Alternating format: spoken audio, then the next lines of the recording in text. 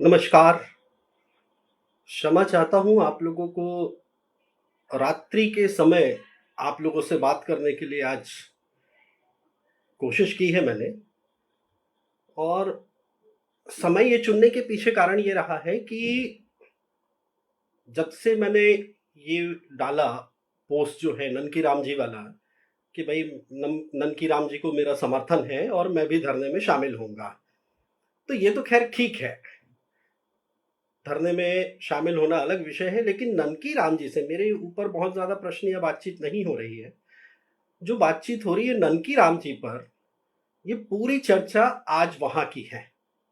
और रात्रि का समय मैंने इसलिए चुना, उम्मीद तो थी कि ज्यादातर लोग गरबा में गए होंगे, नवरात्रि में माता दुर्गा के भी जो मूर्तियां हैं उनके दर्शन के लिए गए होंगे। लेकिन मैंने कहा नहीं, ठीक है, बाद में सुन लेंगे। तो आज जो विषय है, अजीत वसंत, कलेक्टर, कोरबा और आईएएस। स्वाभाविक तौर पे ऐसा क्या हो रहा है प्रदेश में कि collector collector collector, IAS IAS IAS जो है, ये मतलब इस शब्द ने नाक में दम कर दिया है सभी की लगभग। तो मैं इस विषय को ननकी राम जी से जोड़ रहा हूं कि ये जो प्रश्न आज आए, दो तीन प्रश्न उठे हैं हम सब के बीच में कि पहला, ननकी राम जी ये काम क्यों कर रहे हैं। और लगभग ये प्रश्न, लगभग 5-7 जगह पे मैंने बिल्कुल वही प्रश्न देखे। तो इससे ये समझ में आता है कि हाँ, प्रश्नों में या विचारों में जो है वो लगभग समानता है अलग अलग व्यक्तियों के में। और इसका जवाब भी जो है वो लगभग समान रूप से दिखाई दे रहा है कि शायद पद नहीं मिला, या और भी कोई लालसा होगी, शायद वो नहीं मिला, इसीलिए ननकी राम जी खड़े हुए हैं। तो स्वाभाविक है ये प्रश्न मेरे लिए भी लोगों का हो सकता है। लेकिन मैं अभी अपने पर नहीं जा रहा हूं, मैं एक प्रश्न की बात करूं कि ननकी राम जी यहां पर क्यों खड़े हैं। 83 साल का एक व्यक्ति यदि एक आईएएस के गलत कामों के लिए खड़ा होता है, तो निश्चित तौर पे उसके ऊपर प्रश्न उठाया जाना चाहिए। बिल्कुल ठीक करते हैं हम लोग। 83 साल का व्यक्ति यदि कुछ लोगों के बारे में मांग करता है तो वो बिल्कुल गलत करता है। उसका जो जोश है, आम जनता के प्रति जो समर्पण है, वो बिल्कुल गलत करता है। 83 साल का व्यक्ति यदि अपने खेत में अभी भी कुदारी चला रहा है तो वो गलत कर रहा है। क्यों? क्योंकि वो सक्रिय है, उसमें वो ऊर्जा अभी भी बनी हुई है। और हमारा सौभाग्य ऐसा है कि हम 18, 20, 22 साल से लेके आज 50, 55, 60 साल के हो रहे होंगे, और हम सिर्फ व्यवस्था को गाली दे रहे हैं घर में बैठ के, आपस में ना, सोशल मीडिया में भी नहीं। सोशल मीडिया में दे तो बहुत अच्छी बात है, क्योंकि वो बातें लोगों तक पहुंचती है। पान ठेले में खड़े होकर चार दोस्तों के साथ हम व्यवस्था को गाली दे रहे हैं। तो ननकी राम जी जो कर रहे हैं वो किसी स्वार्थ से कर रहे हैं। और मैं मानता हूं बहुत स्वाभाविक है। यदि एक 83 साल का व्यक्ति है और उसने पार्टी को, संगठन को अपना जीवन का एक बहुत लंबा समय दिया, जो पार्टी के प्रमुख चेहरों में से एक समय रहे, यदि वो अपने जीवन काल के अंतिम समय, राजनीतिक कैरियर के अंतिम समय जो है, उसमें यदि वो पार्टी से सम्मान की अपेक्षा करते हैं तो ये तो बिल्कुल बेमानी बात है, ये बिल्कुल गलत बात है। ऐसा करना भी नहीं चाहिए किसी को कि भाई जिसके लिए उसने जीवन भर समय दिया उससे यदि वो सम्मान की अपेक्षा करता है तो गलत बात है। और सम्मान किस तरह का? कि यदि वो एक या दो काम लेकर कलेक्टर के पास जाए तो कलेक्टर कहे कि इतने लोगों को लेकर क्यों आते हो, हाँ, काम नहीं करूंगा। तो ये जो बदतमीजियों के जो रिकॉर्ड बन रहे हैं हमारे आईएएस मित्रों के द्वारा, अब इसके बारे में हम क्या ही कहें। तो खैर, मैं आईएएस लॉबी को इसके लिए दोष नहीं देता हूं। कारण कि आज जो मैंने कहा, एक बार खुद अपनी तरफ झांकिए। आप लोग ये जो आईएएस लॉबी कहते हैं ना, मैं भी आपको एक मित्र का किस्सा सुना रहा हूं। छोटा सा पत्रकार मित्र हैं हमारे, उनके लिए मैंने किसी जगह एक कलेक्टर से पत्र व्यवहार किया। तो उस पत्र व्यवहार में, जैसा कि पता है, भ्रष्टाचार है ही बड़ा। तबीयत से बड़े व्यवस्थित तरीके से, सम्मानजनक ढंग से तो चल ही रहा है भ्रष्टाचार। तो उस पर कलेक्टर महोदय ने कार्रवाई नहीं की। तो मैंने उस मित्र को कहा, यार मैं अभी समय नहीं दे पा रहा हूं, एक बार फोन लगा लो कलेक्टर को, पत्रकार महोदय है ना ये। हाथ पैर फूल गए उनके। अरे, मैं फोन लगाऊंगा कलेक्टर को? तो सब आप ये समझ जाइए कि ये सरकार नहीं है, ये खौफ का वातावरण चल रहा है प्रदेश में। और ये खौफ का वातावरण कौन पैदा कर रहा है? तो सब देश के सबसे प्रतिष्ठित परीक्षा को क्लियर कर कर कुछ व्यक्ति आए, जिनके परिवार वालों ने सोचा था कि बेटा हमारे सपनों को पूरा करेगा। और बेटा जब आता है, एक पद लेता है, एक जिले में लेता है या किसी जिम्मेदारी में लेता है, तो वो बेटा क्या करता है, गरीब आदमी के, गरीब जनता के पैसे को पहली चीज लूटता है। उसके माता पिता उसको बड़ी दुआएं देते होंगे। अपने बच्चों को उस गरीब आदमी के, या फिर जमीन हथियाने के, इस तरह के तमाम उदाहरण, मैं भी इन सब में नहीं जाऊंगा, इस तरह के कृत्यों से जो धन अर्जित करता है, उससे वो अपने परिवार को पालता पोसता है। और अंतिम रूप से इस अधिकारी के साथ क्या होता है मालूम है आपको? ये जो आज इतना बटोर रहे हैं ना, आम जनता के विकास के लिए जो पैसा आ रहा है, उनकी जरूरतों के लिए जो पैसा आ रहा है, इसको ये जो लूट रहे हैं ना, उसका हश्र क्या होता है मालूम है आप लोगों को? उसका हश्र होता है आलोक शुक्ला, एमके राउत, सुनील कुजूर, इस तरह के अधिकारियों में उसका हश्र निकलता है पैसे का। ये जो अभी जो उम्र है ना, नई नई उम्र आई है पीढ़ी को, वो समझ में आ रहा है। देखिए, हम भी उस पीढ़ी से गुजरे, लेकिन आज तक 1 रुपए का इल्जाम नहीं लगा। और कम से कम उसका गर्व है कि हाँ यार, किसी के हक का पैसा नहीं लूटा यार। तो जब ये इसका पैसा लूटते हैं और अपने खजाने भरते हैं, और अंतिम रूप से इनके साथ ये पैसा हो क्या रहा है? इन्वेस्टमेंट हो रहा है। इन्वेस्टमेंट या तो जमीन में डाला है इन्होंने, या विदेश में इन्वेस्ट किया है, तमाम चीजें। इनके उपयोग का एक पैसा इनके पास नहीं है। और इनके शौक क्या है? बड़ी बड़ी पार्टीज करना, दारू पीते होंगे, और भी तमाम जो होटलों के अंदर शौक होते हैं वो करते हैं। लेकिन मुझे लगता है ये शौक ये अपनी सैलरी से आराम से कर लेते हैं। ये मैं अपने जीवन में देख रहा हूं कि सीमित पैसे में भी बहुत अच्छी लाइफ जी जा सकती है। 50 करोड़ के बंगलों वालों को भी मैंने देखा है कि वो जब बैठ के बात करते हैं ना मेरे से, तो मेरे से ज्यादा तनाव में रहते हैं। मेरे से शायद हल्की क्वालिटी के ही कपड़े पहनते होंगे। तो जब आप गरीब आदमी का पैसा लूटोगे ना, आप अपने आप को बहुत बड़ा तोपचंद समझ रहे होंगे साहब, कि मैं तो ये अधिकारी, मैं ये आईएएस, मैं ये वो ये वो। लेकिन सब जो बद्दुआ का पैसा होता है ना, वो बद्दुआ में निकलता है। और अब आप सोचिए, आलोक शुक्ला, सुनील कुजूर और एमके राउत इस उम्र में जो झेलेंगे काम, आप समझ जाइए उनको ये क्या देकर जाने वाला है। इन्होंने जो पूरा जीवन भर पाप किया है ना, ये इनका हश्र ये हो रहा है। मैं आपको बता रहा हूं, आप इतिहास उठाकर देख लीजिए, आज तक के जितने अधिकारी हैं जिन्होंने गरीब आदमी का पैसा लूटा है, इनका अंत यही हुआ है। ऐसे ऐसे अधिकारियों के मैं इतने अच्छे अच्छे किस्से जानता हूं, लेकिन वो यहां नहीं शेयर कर सकता हूं, कि जिन्होंने अपने पावर के घमंड में इतने बड़े बड़े कांड किया, और या तो इस बुरी तरह की जलालत झेला है ना उन्होंने, जिसको सार्वजनिक जीवन में बता भी नहीं सकते हैं। तो सब मेरा इन लोगों के लिए यही कहना है कि यदि जनता के लिए आप आए हैं, तो जनता के लिए काम करिए। और आज आईएएस ने जो प्रदेश में लूट मचा रखी है, इसकी वजह पता है आपको क्या है? और मैं इस वजह से अब आगे जा रहा हूं कि जो 4 अक्टूबर का जो धरना हो रहा है ना, उस पर मैं जा रहा हूं।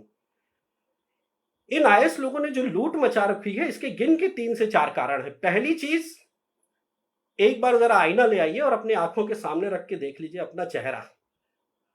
सबसे पहली चीज, ये कायर लोग हैं जो मेरे सामने आ रहे हैं। मेरे पास अथाह पावर है, अथाह शक्ति है, ये मेरा कुछ नहीं बिगाड़ सकते। पहली चीज है, आपका इंप्रेशन ये है। दूसरी चीज, मैं कुछ भी कर सकता हूं, मैं तो यहां बैठा हूं।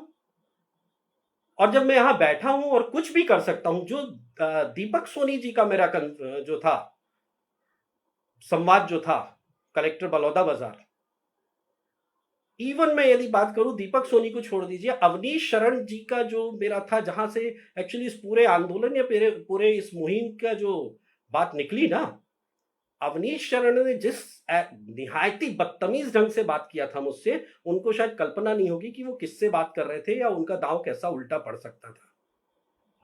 तो सब ये जितने आईएएस वगैरह हैं, ये जो बड़े बड़े पदाधिकारी हैं, इनको सोचना है इनके जीवन में एक बार इनको कोई ऐसा मिलेगा जो इनको उठाकर पटकेगा, फिर ये चाहे किसी भी पोजीशन में हो, किसी भी पावर में हो। तो आज जब ननकी राम जी जैसा 83 साल का व्यक्ति खड़ा हुआ है, तो मुझे लगता है ये प्रश्न पूछने का समय नहीं है, ये उनको साथ देने का समय है। और मुझे लगता है इसीलिए शायद मेरी गैरत थोड़ी सी मुझे कहीं ना कहीं ललकारा, नहीं अब ये समय आ गया है छत्तीसगढ़ की राजनीति में कि अब तो सब बात करनी पड़ेगी, सवाल पूछने पड़ेंगे और ऐसे निरंकुश लोगों को शांत करना पड़ेगा। आप ये एकदम तय मानिए, मैं आपको अभी से बता रहा हूं, जिस दिन ये बात उठी कि 4 दिसंबर को ननकी राम जी धरना करने वाले हैं, इतनी बुरी तरह से हलचल शुरू हो गई है कि किसी भी स्थिति में जल्दी से जल्दी अजीत वसंत का ट्रांसफर करिए। 4 नाम जा चुके हैं, 4 नामों पे चर्चा चल रही है कि कौन से नाम को फाइनल करें। लेकिन एक लॉबी है जो तथाकथित रूप से सीएम साहब के यहां की जो लॉबी है, वो ये समझाती है कि सब इस दबाव में काम करने से हमको ये लगेगा कि सरकार दबाव में आ रही है। तो मैं ऐसे निकम्मे और नालायक लोगों को, मूर्ख लोगों को ये कहना चाहता हूं, ये जो बैठे हैं प्रशासन में, सब जब जनता से दबाव जो बातें आती है ना, वो दबाव नहीं होता है, जनता की भावनाएं होती हैं। और यदि आप जनता की बातों को दबाव समझते हैं तो इसका मतलब आप सरकार नहीं चला रहे हैं, आप अपनी, जो मैं बार बार कह रहा हूं, अपनी एक प्राइवेट कंपनी चला रहे हैं। और जब प्राइवेट आप कंपनी चलाएंगे तो हो सकता है कि उसका जवाब जनता फिर आपको प्राइवेट कंपनी के ही हिसाब से दे।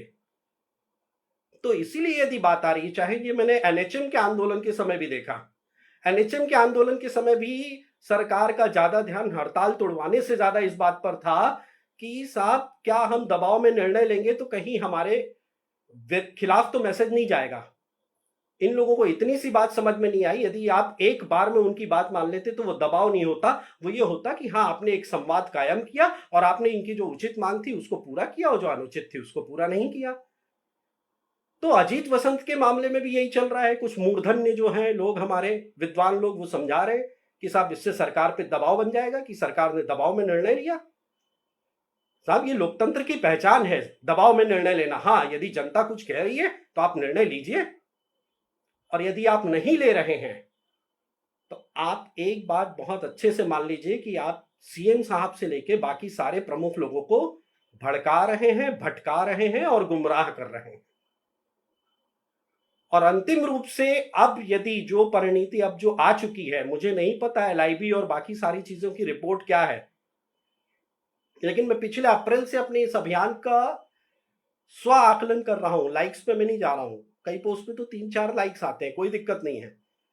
लेकिन जो बातें मुझ तक पहुंच रही है ना साहब, आग लग गई है, आग। संगठन के कार्यकर्ताओं को आईएएस दुत्कार रहे हैं, उनको भगा रहे हैं, उनके एक काम नहीं हो रहे हैं। सब क्यों नहीं होंगे संगठन के कार्यकर्ताओं के काम? ये आईएएस होते कौन है? अरे यार नौकर हो यार, नौकर, सम्मानित नौकर। चलिए एक शब्द और सुधार लेता हूं।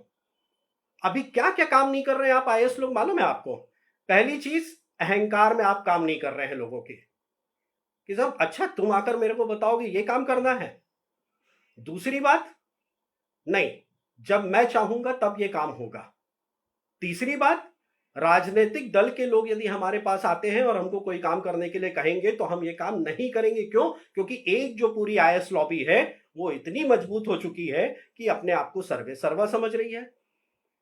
तो आज यहां से मेरी सिर्फ एक बात, 26 जनवरी 2026 का मेरा टारगेट है, सारे आईएएस के नट टाइट करूंगा, ये याद रखिए।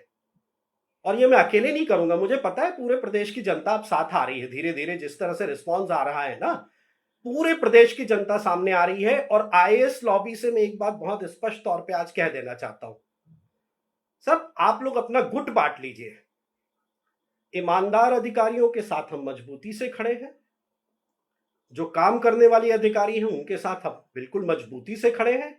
लेकिन ये जो बेईमान, निकम्मे और चोर आईएएस है ना, जो लूट रहे हैं जनता का पैसा, इनके लिए अब अंतिम अल्टीमेटम है 26 जनवरी 2026। आप तय कर लीजिए कि आपको राजनीतिक लॉबी में रहकर काम करना है, आईएएस गिरी करना है, या आपको एक जनता के आईएएस के रूप में अपनी भूमिका निभानी है।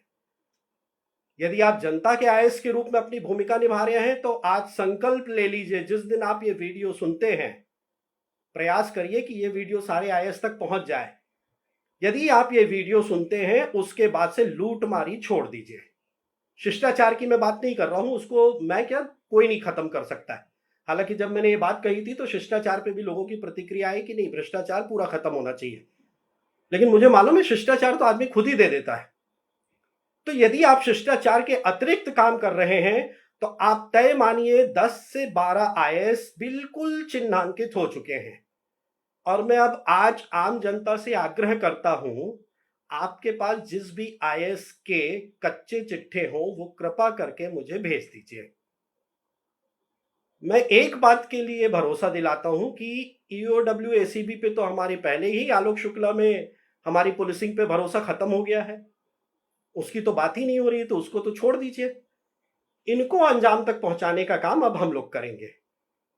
बस हमको एक काम करना है कि अपने माथे पे जो हम लोगों ने लगा लिया है ना कि बेगैरत लोग हैं हम लोग, बिकाऊ लोग हैं हम लोग, कमजोर लोग हैं हम लोग, इस पट्टी को हटा दीजिए। जब तक हम बिकाऊ बनेंगे, मैं अभी अगले 3-4 दिनों में एक बड़े 100 करोड़ के एक इलीगल प्लॉटिंग पे जाने वाला हूं, बात करने वाला हूं। मैं उसमें बताऊंगा कि इन लोग कैसे हम लोगों को बिकाऊ सोच लेते हैं।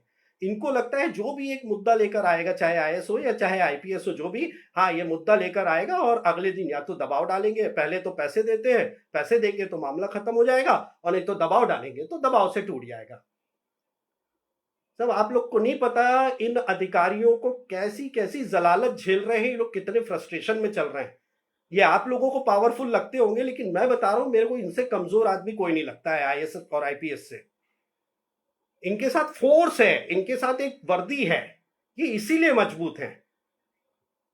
आप लोगों ने नहीं गौर किया होगा, मैं आपको बता रहा हूं, जब एक आईएएस रिटायर होता है ना साहब, इतनी बहुत कम लोगों को यदि छोड़ दे तो ऐसी जिंदगी इनकी बीतती है ना। क्यों? क्योंकि इनके कर्म निकलते हैं। ये जो जनता को इतना लूट रहे हैं ना, ये इनके कर्म निकलते हैं बाद में, कि इनको ना एक आदमी पूछने वाला होता है, ना कि इनके बंगले के आसपास रहने वाला रहता है, ना 10 नौकर चाकर रहते हैं। और इनके लिए इससे बड़ी जलालत भरी जिंदगी कुछ नहीं होती, क्योंकि ये जीवन भर उसी के पीछे भागते हैं। यदि आम जनता का कल्याण करने के बारे में सोचते ना तो इनको जीवन के अंतिम क्षणों में सुख होता। हाँ यार, मैंने जनता के लिए काम किया था, मैंने लोगों की भलाई के लिए काम किया था। अरे पैसा लिया यार, लेकिन वो भी भलाई में लगा दिया। लेकिन चूंकि ये दिन जीवन भर अपने पैसे, सुविधा और अहंकार, अभिमान में भागते हैं, दबाव में भागते हैं, लोगों को जलील करते हैं, इसीलिए इनका जीवन रिटायरमेंट के बाद इतना घटिया तरीके से बीतता है ना कि इनको समझ में नहीं आता होगा। लेकिन मैं आज कह रहा हूं कि आप लोग सोचिए कि आपने जीवन भर क्या काम किया है और आखिरी में क्या निकला है। तो आज आप लोगों से जो बात है, 2 मुद्दे, ननकी राम कंवर का धरना जो है वो ननकी राम कंवर का धरना नहीं है, एक 83 वर्षीय जो व्यक्ति है ना, ये उनका धरना नहीं है। ये धरना है आत्मसम्मान का। ये धरना है जिस संगठन के लिए आपने पूरा जीवन दिया उससे अपेक्षा का। और ये धरना है जनता की आवाज बनने का। किसी ने मुझसे पूछा ननकी राम कंवर के धरने में कितने लोग आएंगे। मैंने कहा मुझे इतना तो पता है, कितने लोग आएंगे वो तो नहीं पता, लेकिन ननकी राम कंवर और प्रतीक पांडे जरूर आएंगे, इतना पता है। और वैसे भी मेरा मानना है कि एक घर को कोने, कमरे को बनने में 4 कोने लगते हैं, चिता को भी उठाने के लिए 4 ही लोग लगते हैं। आधे तो साहब हमारे पास आ गए हैं और 2 और आ जाएंगे, मुझे भरोसा है। और साहब 4 लोग आ गए ना तो ये भ्रष्ट, निकम्मे और चोर लोगों की अर्थी उठाने में ना हमको ज्यादा टाइम नहीं लगेगा। आप बिल्कुल मान लीजिए, पूरे प्रदेश के सारे आज जो जितने लोग ये लाइव सुन रहे हैं, इन सब से मेरा आग्रह है, ये जितने चोर आईएएस बैठे हैं ना, सबसे पहले आईएएस को निपटाइए। ये जितने चोर हैं इन लोगों को नंगा कर दीजिए, इनकी प्रॉपर्टीज निकालिए जहां से निकाल सकते हैं। 50-50 हजार की सैलरी, 1-1, 1.5-1.5 लाख की सैलरी, 2 लाख भी सैलरी मान लीजिए। घर देखिए इनके 10-10, 20-20 करोड़ के घर कहां से आते हैं समझ में नहीं आता है। इन सब का रिकॉर्ड निकालिए, आइए हम लोग अब साथ लड़ाई लड़ेंगे। चलिए, ईओडब्ल्यूएसी भी तो हमारी नहीं कर पा रही है साहब, वो तो जेल के अंदर सेटिंग करने में लगी हुई है, उसको छोड़ दीजिए। जब सरकार नकम्मी और नपुंसक हो जाती है तो लोकतंत्र में जनता को आगे आना पड़ता है। और ये जो जेनजी वगैरह का आप चला रहे हैं ना साहब, जेनजी सरकार खुद पैदा कर रही है, हमारा संगठन खुद पैदा कर रहा है। एनएचएम के कर्मचारियों का मेरे पास इतना मैसेज आ रहा है कि साहब ग्रेड पे कोई काम नहीं हो रहा है, हमने जो मांगे मानी है उस पर कोई काम नहीं हो रहा है। मूर्ख समझ रखा है क्या आपने कर्मचारी यूनियंस को कि उन्होंने आपकी बात मानी और उसके बाद हो गया, अब तो वो काम पे चले गए, बर्खास्त कर देंगे? साहब मत करिए ये काम। मैं आज आप सबसे आग्रह करता हूं, आह्वान करता हूं, और मुझे पता है ये एक रात का आह्वान नहीं है, लेकिन ये आवाज अब पहुंचनी चाहिए। जितने कर्मचारी यूनियन हैं आइए इकट्ठा होते हैं, चाहे एनएचएम के हो, चाहे पटवारी संघ हो, चाहे रोजगार सहायक हो, चाहे आंगनबाड़ी हो, चाहे मंत्रालय के जो भी अधिकारी कर्मचारी संघ हो। मुझे पता है आप सब आयस से पीड़ित हैं, सब आयस से पीड़ित हैं। छोटे छोटे कर्मचारियों का मेरे पास मैसेज और फोन आता है कि भैया ये कलेक्टर्स इतनी बदतमीजी से बात करते हैं जिसकी सीमा नहीं है। साहब मैं इनको नहीं बोल सकता हूं कि जूता उठा के वहीं आपके मुंह पे मारो जो बदतमीजी करे। क्यों? क्योंकि लोकतांत्रिक जो अधिकार है ना, आपके तथाकथित, हमारे नहीं, हम इससे बंधे हुए हैं कि हमें आपका सम्मान करना है, आपका नहीं, सॉरी, आपके पद का।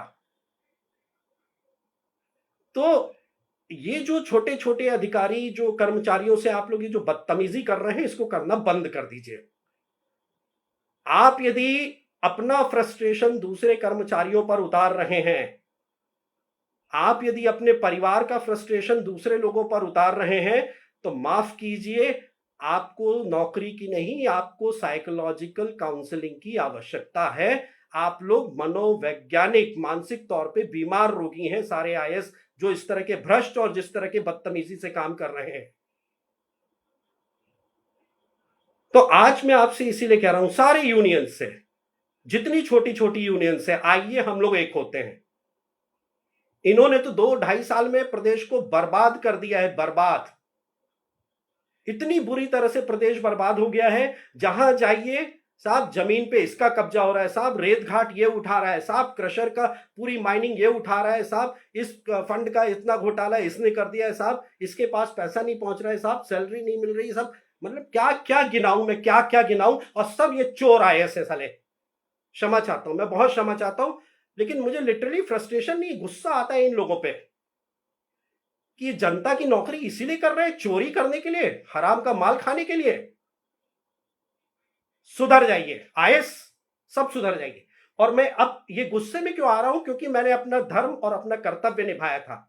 इस अभियान को शुरू करने के पहले मैंने आईएएस एसोसिएशन को पत्र लिखा था कि साहब हम आपके साथ संवाद पर जाना चाहते हैं, और हम चाहते हैं कि प्रदेश को अच्छा बनाने में आपकी भूमिका हो, और हम लोग सब मिलकर, आप लोग मिलकर कैसे प्रदेश को अच्छा बनाए, इसके लिए मैंने पत्र लिखा था। लेकिन आईएएस एसोसिएशन का कोई जवाब नहीं आया, और इसीलिए मैं कहता हूं कि आईएएस एसोसिएशन को अलग कर दिए, जो चोर आईएएस है, गाली खाने के लायक है।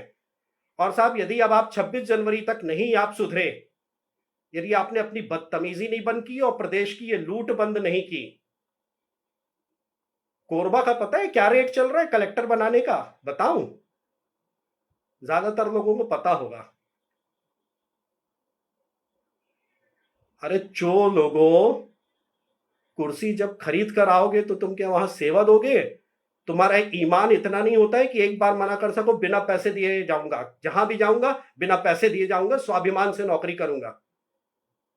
आखिरी बात तो मेरी इतनी सी है कि एक्चुअली कर्मचारी जो नीचे स्तर पे काम कर रहे हैं ना, इनको संविदा नहीं होना चाहिए, इनको नियमित होना चाहिए। और ये जो टॉप लेवल पे ब्यूरोक्रेसी के जो आईएएस बैठे हैं, इनको जो है वो संविदा आधारित होना चाहिए, क्योंकि इनको कोई स्पेशलाइजेशन नहीं है साहब। मैं बता रहा हूं, इनको रत्ती भर कुछ पता नहीं है। 6 महीने यहां रहते, 1 साल वहां रहते, 2 साल वहां, हर डिपार्टमेंट में घूमते रहते हैं, और इनको चलाता है बाबू। हर चीज में अपने बाबू या सबऑर्डिनेट से पूछते हैं क्या है। तो संविदा तो तुमको होना चाहिए यार।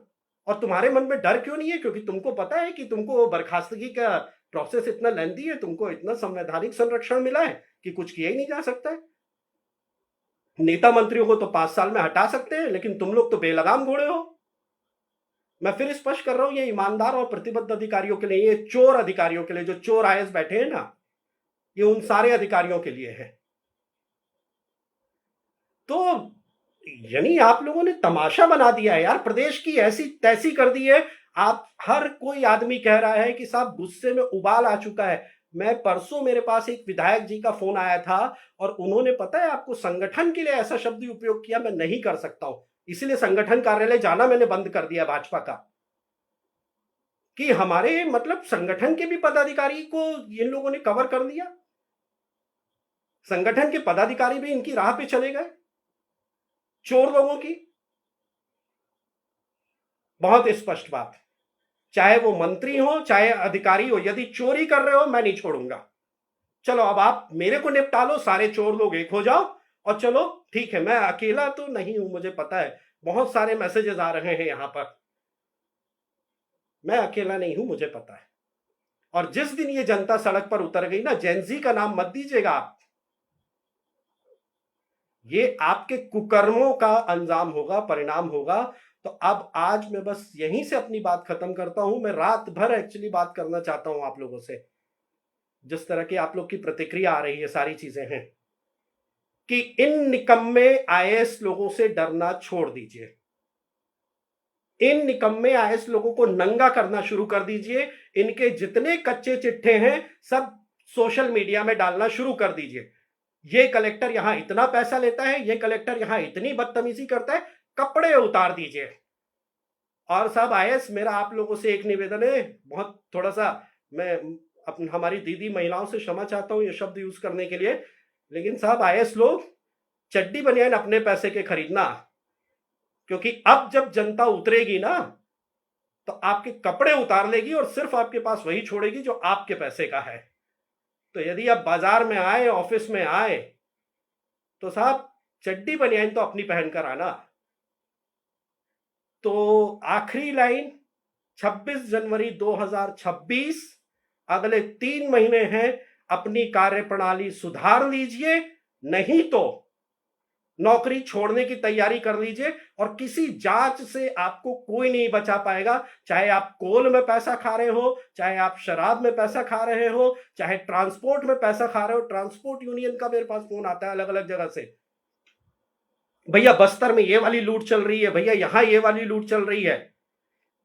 यार मतलब तुम्हारे पिताजी का पैसा नहीं है यार, ये गरीब जनता का पैसा है, गरीब जनता का। उसको हक से लूट रहे हो और शर्म भी नहीं आती है एक पैसे की यार। और इस पैसे को मैं बार बार कह रहा हूं कि स्विस बैंक में से लेके जमीनों में इन्वेस्ट करके मर जाओगे और वो तुम्हारा पैसा जमीनों में ही पड़ा रहेगा, मर जाओगे तुम। सुधर जाओ। और ननकी राम कंवर जी का धरना सफल होगा और मैं कॉन्फिडेंट हूं, आज के वीडियो के बाद कोरबा कलेक्टर 4 तारीख के पहले बदल रहा है। हम लोग धरना नहीं देंगे, इसका मुझे विश्वास है। और यदि कोरबा कलेक्टर नहीं बदलता है तो सरकार में बैठे हर उस जिम्मेदार व्यक्ति को छोड़ा नहीं जाएगा, यह ध्यान रखिए। यदि आप दबाव को अपने अहंकार से नियंत्रण करने की कोशिश करेंगे तो साहब अब दबाव बहुत बुरा और बहुत गंदा आने वाला है, क्योंकि अब प्रदेश बचाना है साहब। कांग्रेस भाजपा छोड़ो, कांग्रेस भाजपा हम लोग चुनाव के समय कर लेंगे। प्रदेश की जनता में भाजपा के लोग भी आते हैं, संघ के स्वयंसेवक भी आते हैं, कांग्रेस के पदाधिकारी भी, कार्यकर्ता भी, हर कोई आता है, और गरीब जनता और आम आदमी भी आता है। तो साहब अब छोड़ दीजिए, अगले जितना समय बचा है 26 जनवरी तक तो आप लोग पूरा सुधर जाइए। अब यदि हमारे संगठन, भारतीय जनता पार्टी संगठन और सरकार की यदि छवि खराब हो रही है, चुन चुन के आईएएस का नाम नोट करिए, चुन चुन के इनकी हालत खराब कर देना है, बस ये ध्यान रखिए। और देखते हैं ये कितनी अब फोर्स लगाते हैं और कितने पावर का दुरुपयोग करते हैं। तो आज आप सभी को बहुत बहुत धन्यवाद, जो मेरे गुस्से को आप लोगों ने झेला, सहन किया। लेकिन ये गुस्सा मुझे पता है मेरा नहीं है, आपके हर व्यक्ति के दिल का ये गुस्सा है। और आइए अब इस गुस्से को निकालना शुरू करें, और इन लोगों को, जनता का जो पैसा लूट रहे हैं, अब इनको बर्बाद करना शुरू करें ताकि हमारा प्रदेश बच सके। बहुत बहुत धन्यवाद। भारत माता की जय।